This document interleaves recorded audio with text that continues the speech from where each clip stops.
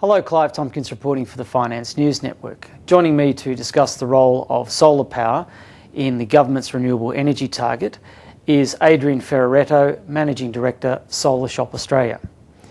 Adrian, welcome to FNN.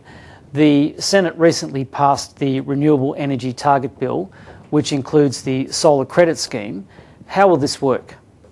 Well, the Renewable Energy Target Bill is legislation that requires energy wholesalers to produce 20% of their energy from renewable sources like solar and wind and hydro or new hydro by the year 2020. So 20% of their energy from 2020 has to be from renewable sources. The way they prove that their energy is from renewable sources is by surrendering to the Office of the Renewable Energy Regulator renewable energy certificates. When you install a solar system on your house, you can generate renewable energy certificates under the solar credit scheme, and then you can sell them to one of these energy wholesalers through your solar retailer, which can then surrender it under the legislation to the Office of the Renewable Energy Regulator. And so when you sell one of these credits, you roughly get something like $40 or $50 for it, and a system may generate 150 of these credits, so it could be valued at around $7,000 or $8,000 for a solar system. So can you put a dollar value on the contribution someone will get from the scheme? The $7,000 is an upfront discount which you get on your solar system when you first install it. But thereafter, when your solar system produces electricity, some states in Australia pay a premium for that electricity which is exported into the grid. So for example, in New South Wales, when you buy electricity, you pay around 12 or 13 cents a unit for your electricity. But when you sell electricity, in some states, you can get paid 60 cents a unit or 50 cents a unit. So you get the upfront rebate from your renewable energy certificates, plus you're getting an ongoing feed-in tariff. And most of these schemes are in place for 15 or 20 years. So you should pay your system off fairly quickly, like usually less than 10 years. So how much does a typical solar system cost? The average house in Australia needs around a 3.5 kilowatt solar system, and the rebate is structured around a 1.5 kilowatt solar system. But the average house in Australia uses around 7 times more energy than the average house on Earth. 1.5 kilowatt system before a rebate costs around $13,000 or $14,000.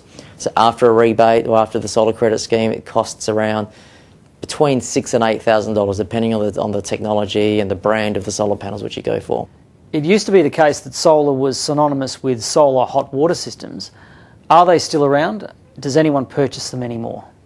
Yes, solar hot water systems are solar thermal as opposed to solar electricity systems, which are solar photovoltaic. So solar thermal, like the name says, it absorbs heat, and that heat then goes into the water, which gets stored in a tank, which you then use for your showers or whatever, which is a very simple thing to understand for most people, whereas photovoltaics, it has sunlight hitting it as opposed to heat, which, dislodges, the photon dislodges an electron, and that creates the flow of electricity, which then powers the appliances in your house when the sun is shining. You really need both. It's more cost effective to have solar thermal for your thermal needs and solar photovoltaic for your electricity or your electron needs, being things like your solar thermal is, of course, best for your hot water, and then solar photovoltaic, good for your TV, air conditioning, fridge and microwave and computers and so on. So a combination of both is good.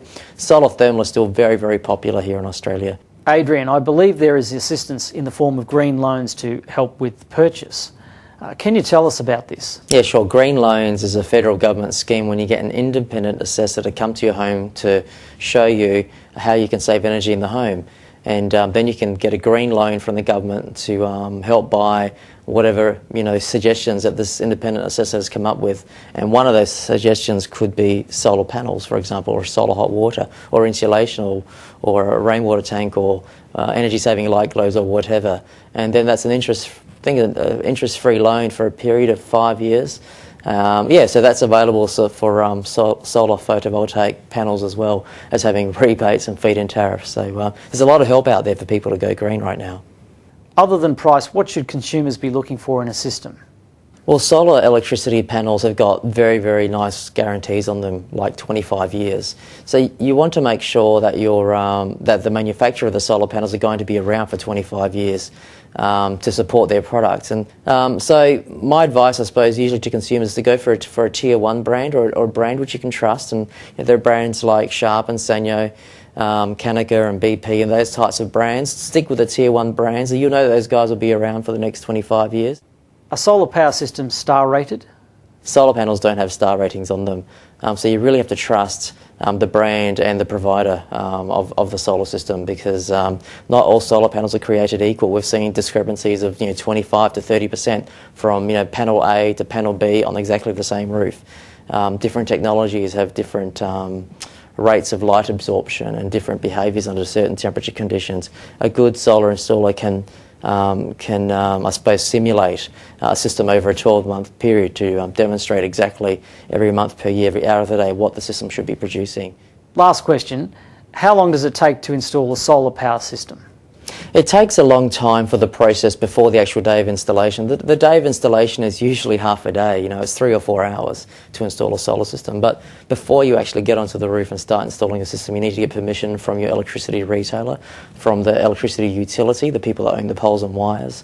You need to get rebates organised and approved, so council approval in some instances. So the actual installation is the easy part. It's all of those approvals beforehand, which, again, a good solar company will do for you.